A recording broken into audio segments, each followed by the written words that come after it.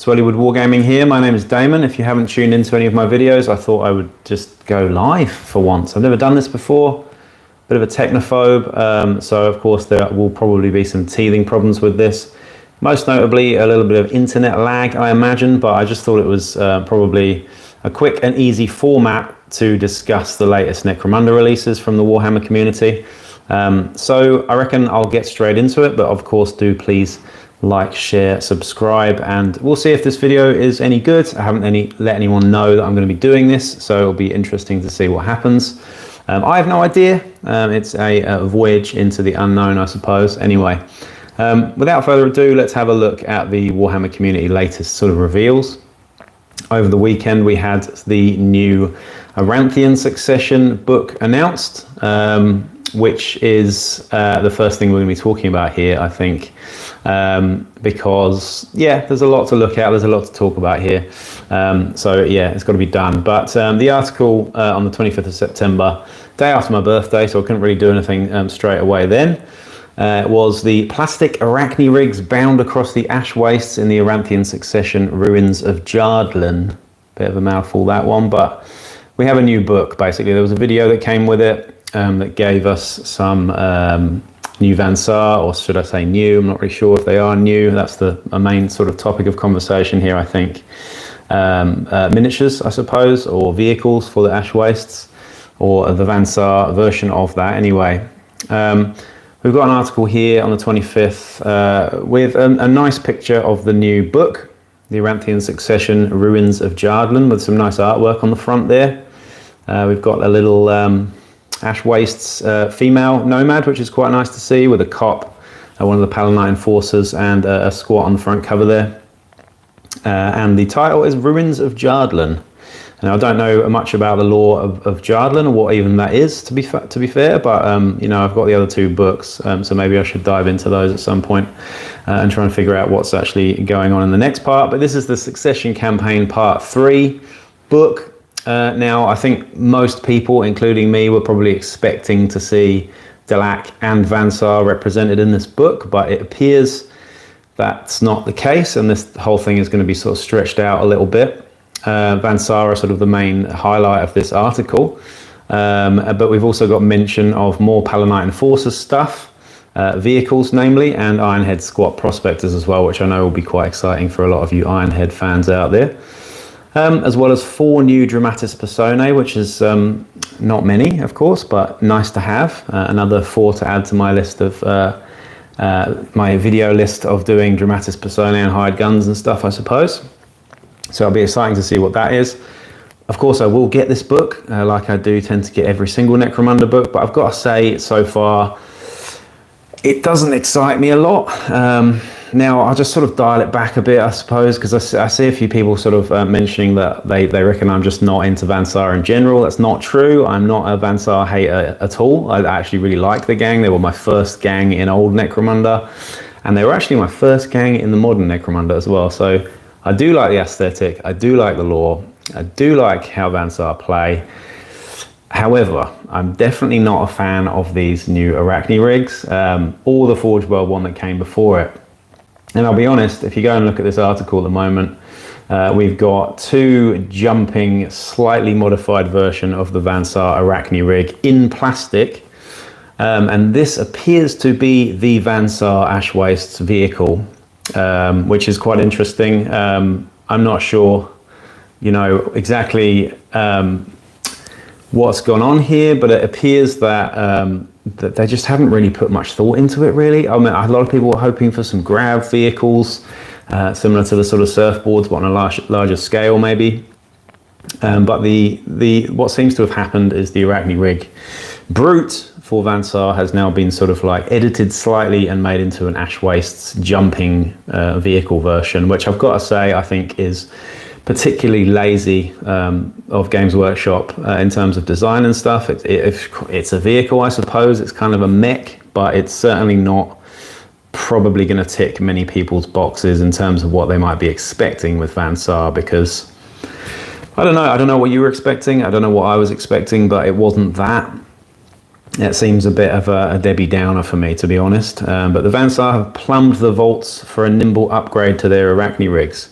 This new variant available in plastic is designed for prowling wasteland outposts and broken terrain, also known as Arachnica ash jumpers. These mechanical exosuits are fitted with powerful jump boosters to fire them through the air in great leaps and bounds. They also sport an adjusted loadout, swapping out 2 servo arms for a flamer and a harpoon launcher. So they are still Arachne Rigs. They're just slightly more nimble versions of Arachne Rigs with slightly different weapons on them. I don't really know what to think about this, but for me, it just feels like a bit of a cheap shot. It feels kind of like we're getting nothing extra, nothing new really, in a lot of ways.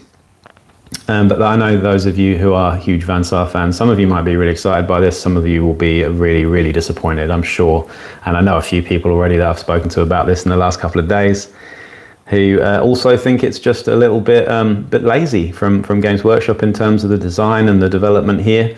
However, we're going to look at the next part now, and the next picture below that is of an Ash Waste's Lady of Ash, an influential spirit speaker regarded as a living embodiment of the scavenger creatures who inhabit the wasteland. Hivers know little about her for certain, but she seems to display an almost psychic bond with beasts, such as her grapplehawk familiar, Terror's Shadow. Now, I have to say, in contrast to the miniatures, the derpy looking Arachne Rig miniatures that you've got sort of leaping through the air prior to this chick looks incredible. I've got to say, I've always liked the Ash Waste's Nomads aesthetic personally. And yeah, this is obviously a Forge World kit by the looks of it, because the level of detail is certainly not something that you'd see on plastic normally. But we have our first Grapplehawk as well. This is, pretty much straight out of the art that we've got, the illustrations we've got for Grapplehawks.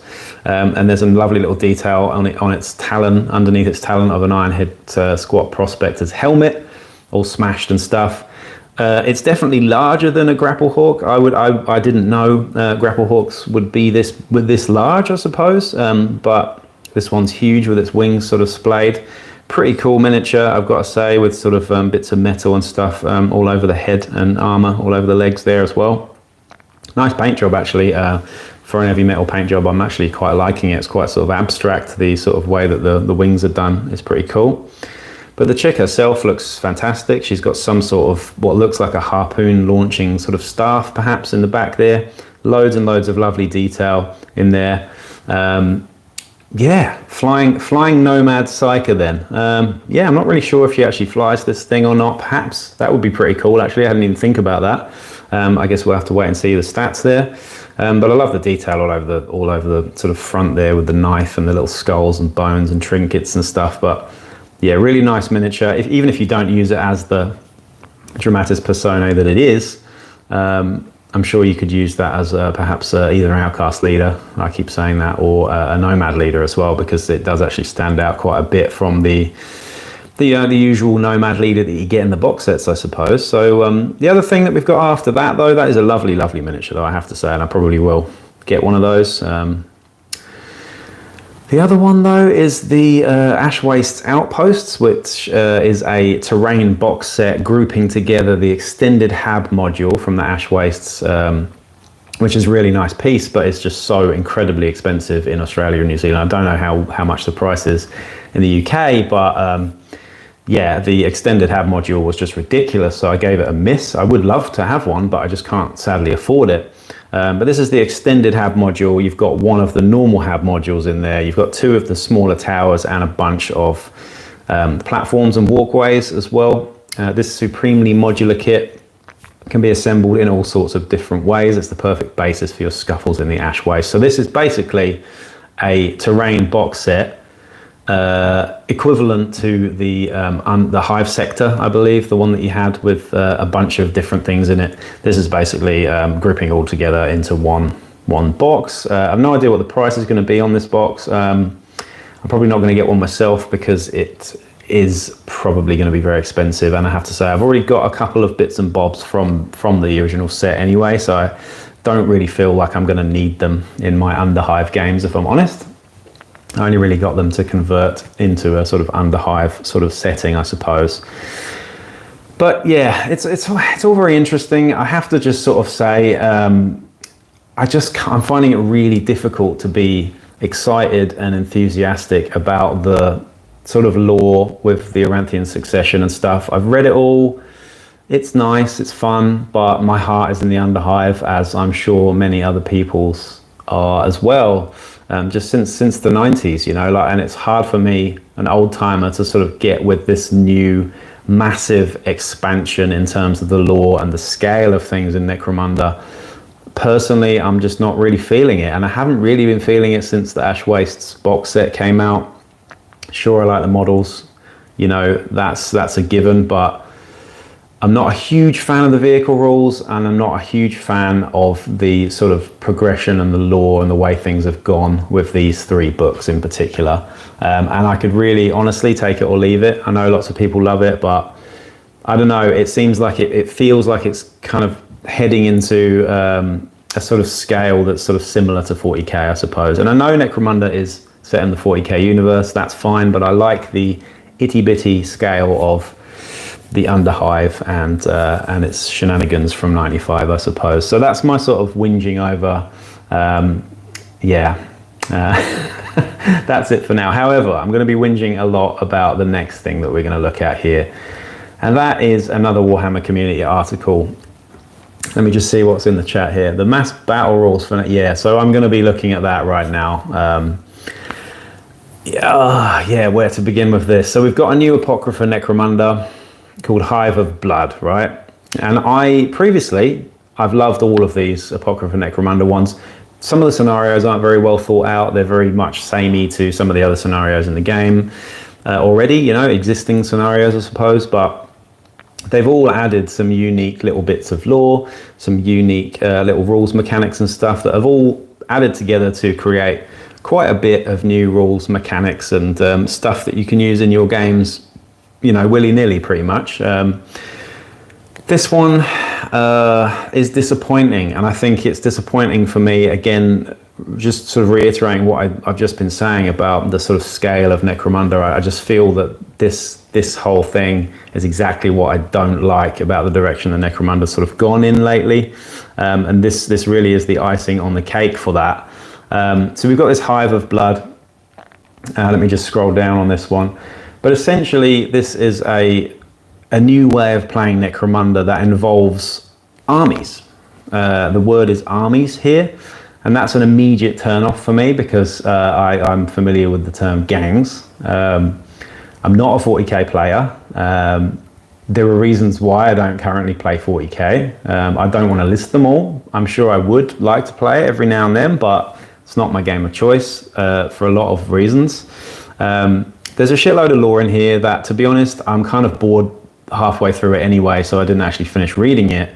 I'm really sorry to whoever's done this because, you know, it's a lot of work to make these Apocrypha Necromunda things and come up with the ideas and stuff, but I just feel like this one is a wide miss for me.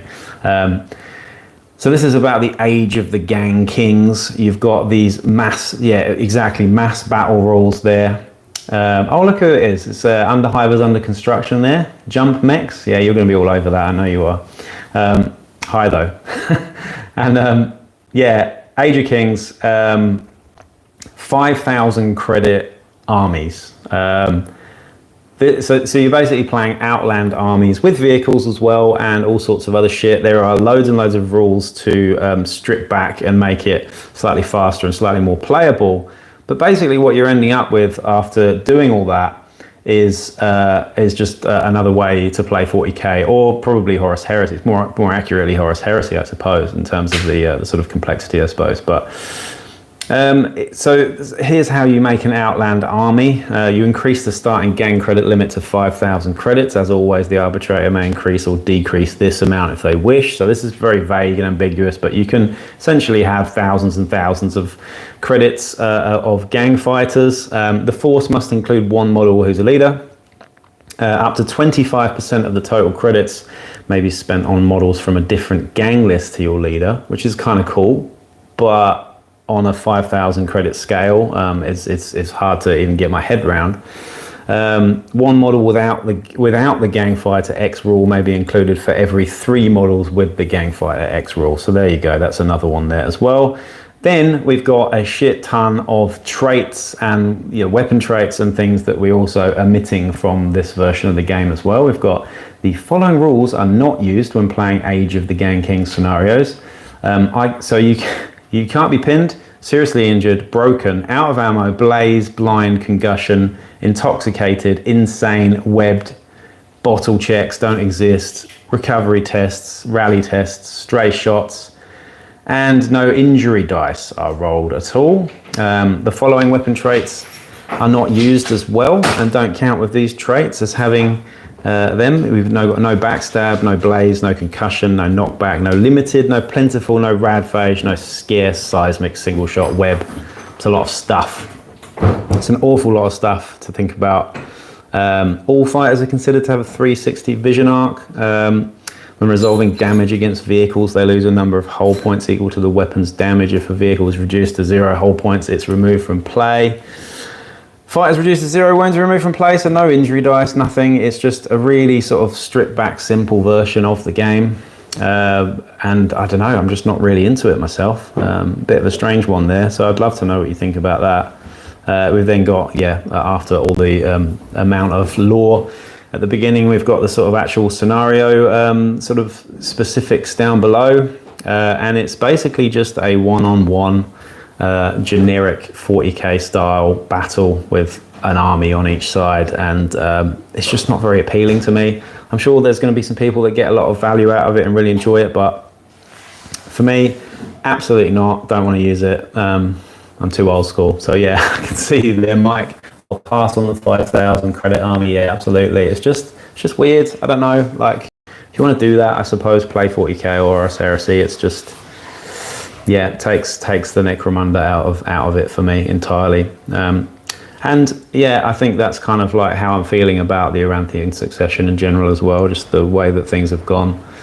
with these last 3 books. Of course, we're still waiting on a 4th or 5th book as well. Yeah, no flavour exactly. What's in the next book? Of course, it has to be Delac, but I'm interested to see what they end up getting in terms of their vehicles and stuff, and any sort of extra rules, because Delac are definitely a favourite of mine, as well as a lot of people that I know. But yeah, I don't know. It's just really hard to get excited about this stuff. I really hope they sort of come back with another Apocrypha Necromunda, and that this isn't the end of it. I'm sure there'll be plenty more. We've had some real classics so far. So it'll be interesting to see what the next ones are. But for now, I think that's it. I just thought it would be good to get the rant off about all that stuff, because yeah, it's quite a lot of ranting, I'm afraid, but it is what it is. Anyway, that's me for now. Please do like, share, subscribe, and I will catch you in the next one. Peace out.